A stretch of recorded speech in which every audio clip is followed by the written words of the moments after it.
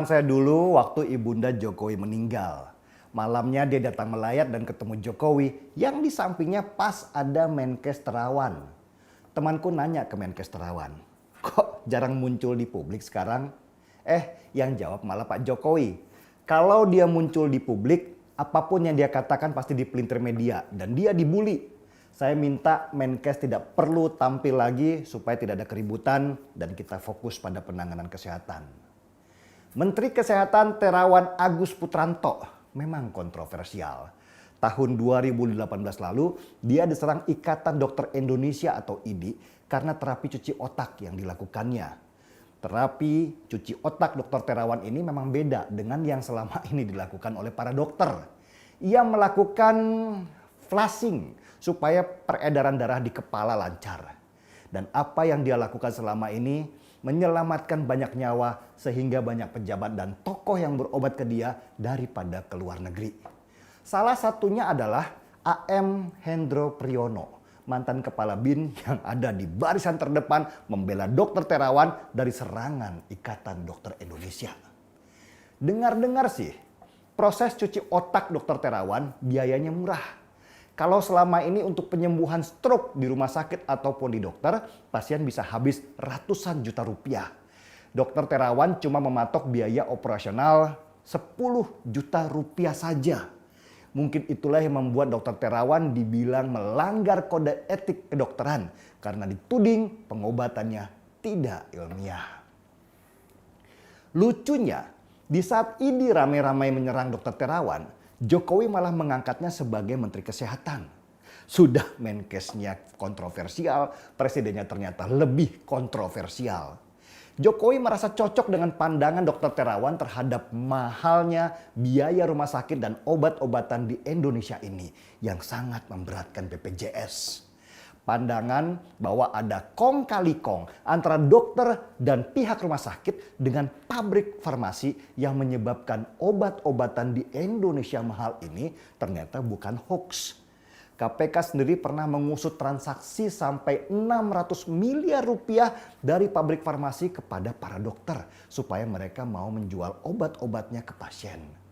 Dari hasil suap menyuap antara pabrik farmasi dengan dokter inilah harga obat di kita jadi melambung tinggi dan mencekik bukan saja pasien tapi juga pemerintah yang menyelenggarakan BPJS.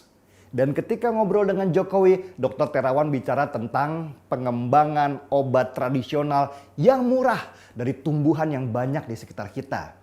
Jokowi tertarik dan menunjuknya sebagai Menteri Kesehatan. Tugas Dr. Terawan adalah memberantas mafia obat dan rumah sakit sekaligus membangun sistem kesehatan di negeri ini supaya orang luar mau berobat ke sini.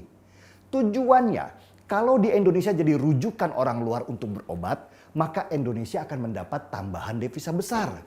Selama ini seperti kita tahu banyak orang berobat ke Malaysia dan Singapura karena nggak percaya dengan dokter-dokter di Indonesia yang bukannya bikin sembuh tapi malah berlama-lama di rumah sakit dan menguras habis kantong mereka. Ya mungkin ada dokter dan rumah sakit yang punya prinsip mirip pegawai kelurahan. Kalau bisa dipersulit, kenapa mesti mudah?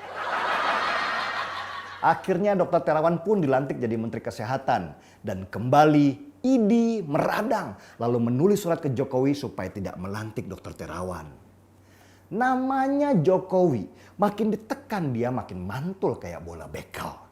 Dr. Terawan tetap dilantik jadi Menteri Kesehatan dan perang besar melawan kong kali kong antara dokter, rumah sakit dan pabrik farmasi pun dimulai.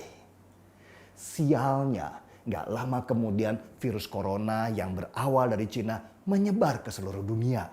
Banyak negara panik dan menutup dirinya dari dunia luar. Istilah kerennya lockdown. Sama dengan di Indonesia, situasi panik pun dimulai dan banyak yang menyerukan supaya Indonesia lockdown seperti negara-negara di Eropa. Dr. Terawan yang sudah menjadi Menteri Kesehatan itulah yang menyarankan kepada Presiden Jokowi supaya Indonesia tidak lockdown. Kalau kita lockdown, maka akan muncul ketakutan yang luar biasa. Dan ketakutan itu menurunkan daya tahan tubuh. Dan kalau imun kita lemah, virus malah makin menyebar luas. Begitu kata Terawan. Jokowi pun setuju. Lockdown itu sangat berbahaya, bukan saja buat ekonomi negara, tapi ternyata juga buat kesehatan.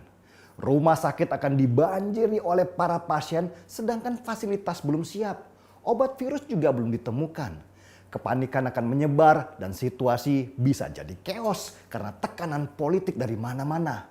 Dan akhirnya keputusan terakhir dari Jokowi, Indonesia tidak lockdown. Cara Dr. Terawan membangun ketenangan pada masyarakat ini mirip dengan cara dia menghibur pasien-pasiennya supaya jangan takut dan jangan panik. Gak apa-apa Tondo, gak bahaya kok, tenang aja. Dan model menenangkan seperti ini ternyata dipelintir oleh media dan dilahap oleh para pendukung lockdown dengan persepsi Terawan meremehkan virus corona. Habislah dia dibully dan dilecehkan di mana-mana yang berimbas juga serangan pada istana. Komunikasi yang biasanya dipakai oleh Dr. Terawan ke pasien-pasiennya ternyata tidak cocok dengan iklim keseluruhan di Indonesia. Padahal maksudnya benar. Apapun yang dikatakan Dr. Terawan langsung dipelintir oleh media-media yang punya prinsip bad news is a good news. Urusannya tentu saja urusan rating dan banyaknya pembaca yang mampir ke website dan program TV mereka. Dr. Terawan bukan saja diserang oleh para dokter sejawatnya, tapi juga oleh ikan hiu bernama media demi kepentingan keuntungan mereka semata. Untungnya Presiden Jokowi tidak terpancing. Dia lalu menyelamatkan Dr. Terawan supaya ayo bergerak di belakang layar saja. Dia menyiapkan gugus tugas lain yang bisa menjadi garda terdepan untuk berhadapan dengan media. Dan Menteri Kesehatan pun manut.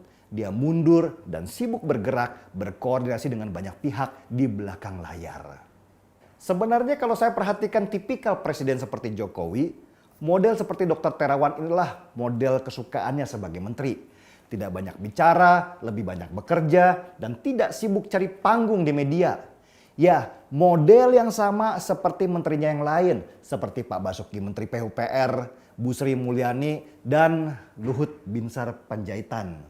Beda dengan mantan menteri lainnya yang dia pecat karena lebih sibuk di teori, nggak beres kerjanya, dan lebih suka cari panggung di media. Seperti Anies Baswedan dan Rizal Ramli.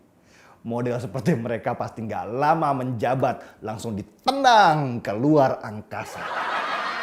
Jadi dari penjelasan ini kita harus paham kenapa Menkes memutuskan untuk tidak datang ke acara Mata Najwa. Karena apapun yang dia katakan di sana pasti akan dipelintir dan membuat keributan baru yang tidak penting. Dengar-dengar sih dia sudah mengutus dirjennya untuk bicara, tetapi Najwa Shihab menolak. Mungkin karena di program itu harus ada nilai jual sensasinya, bukan nilai informasinya.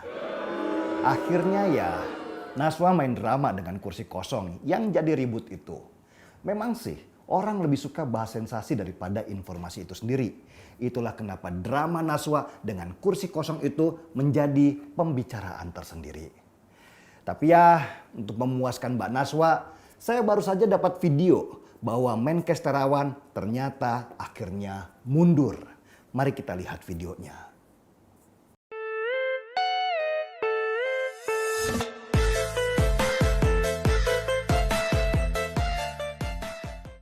Jadi bagaimana Mbak Najwa? Sudah puas tadi melihat video Menkes Terawan mundur? Mbak?